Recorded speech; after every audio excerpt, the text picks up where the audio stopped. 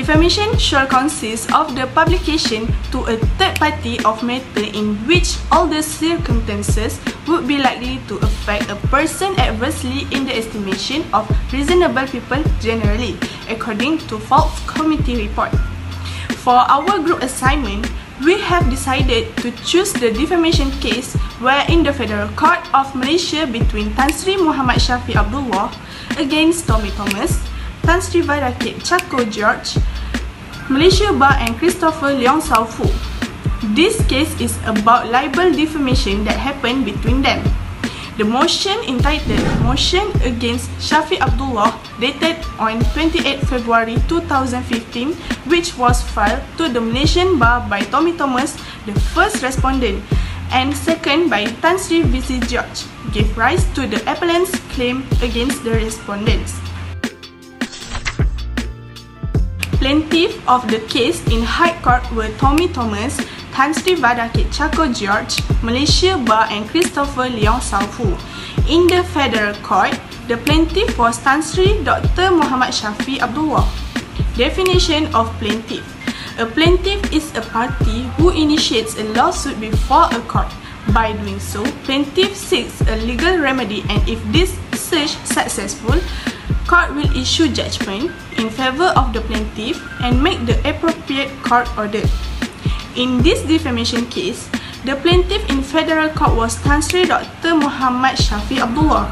His response to the motion was to file a civil suit against the respondents premised on defamation, the tort of breach of statutory duty and conspiracy to defame. He also applied ex parte for an interim injunction to restrain the tabling of the motion. Thank you, Misha, for your explanation about the plaintiff in High Court and Federal Court. Now, let me explain about the defendant in High Court and Federal Court. The defendant in High Court is Tan Sri Dr. Muhammad Shafee Abdullah. The defendant in Federal Court is Tommy Thomas, Tan Sri VADAKETH CHACKO George, Malaysia Bar Christopher Leong Saufu. In terms of defamation, the defendant is the person accused of committing a crime for making the defamatory statement. For this case, in the High Court, the defendant is Tan Sri Dr. Muhammad Shafee Abdullah. He is known as Muhammad Shafee bin Muhammad Abdullah, born 4 February 1952, is a Malaysian lawyer. He is a well-known lawyer who recently defended the former Prime Minister Najib Razak. The second defendant of this case for Federal Court is Tommy Thomas, Tan Sri VADAKETH CHACKO George, Malaysia Bar Christopher Leong Saufu. They are the plaintiffs in the High Court. Thank you, Farisha, for your explanation about defendant in High Court and defendant in Federal Court. Now, I will explain to you about the types of defamation. There are three types of defamation, which are libel, slander, and innuendo. Libel is a defamatory statement in a permanent form. Other than that, libel is broadcast or written publication of a false statement about a person. Secondly, slander is a defamatory statement that was made orally or in transient form of expression. Lastly, innuendo is indirect, hidden, or extended meaning and insulting comments or gestures.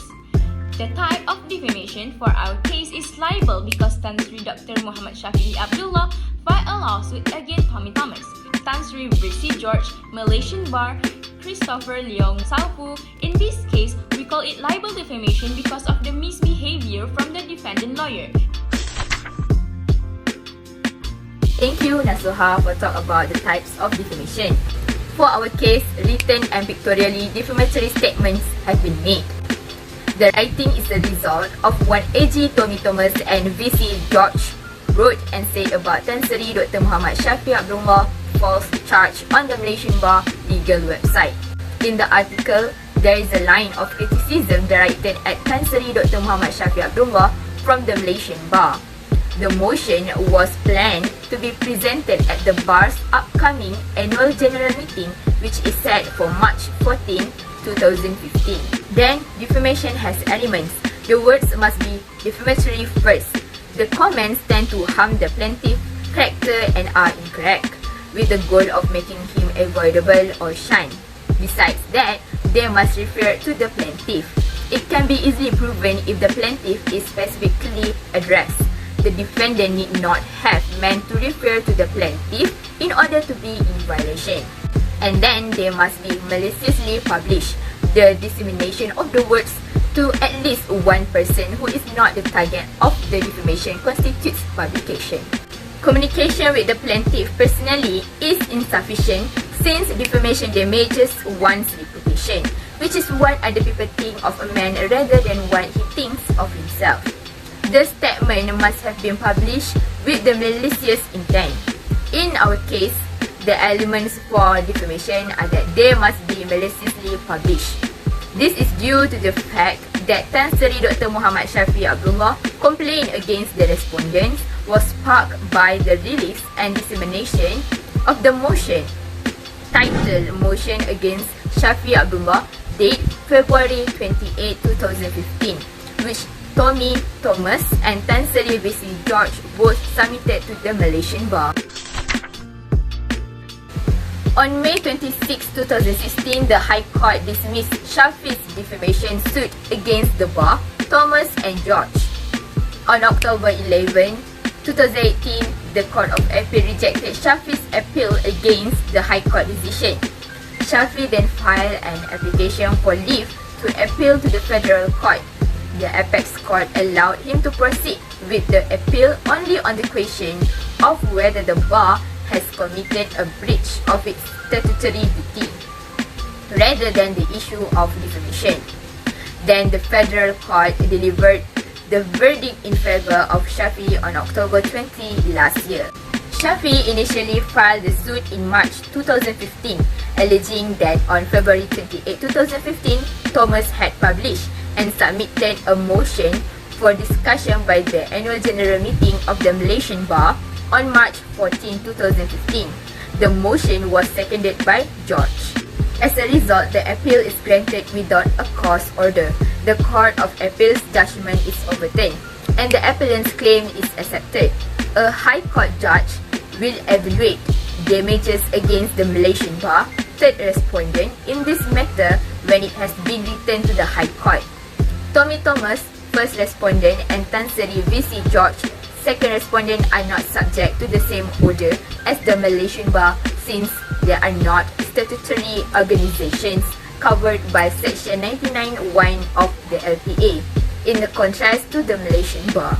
As a result of the defamatory result, the Malaysian Bar seeks to overturn a federal court ruling that it committed a breach of statutory duty in relation to lawyer Muhammad Shafee Abdullah suit, and Shafee then filed an application for leave to appeal to the federal court. In conclusion, what we have gained throughout preparing this defamation report establishes how laws and how they apply in a certain case. This judgment frequently determine a case results, and they are frequently the subject of an appeal. A conclusion of fact that can be reached by a judge or jury is to be compared with a judgment of law. In a nutshell, defamation is the act of tarnishing another person's reputation. To prevent injury to a person's or an organization's reputation, defamation laws has been created for this reason. In addition, we also know how defamation works in Malaysia. The plaintiff will be entitled to certain legal actions if the defamer fails to raise a defense once the plaintiff proves a case of defamation. Damage, payment, or an apology from the libelous party would be the more typical remedies accessible to the plaintiff.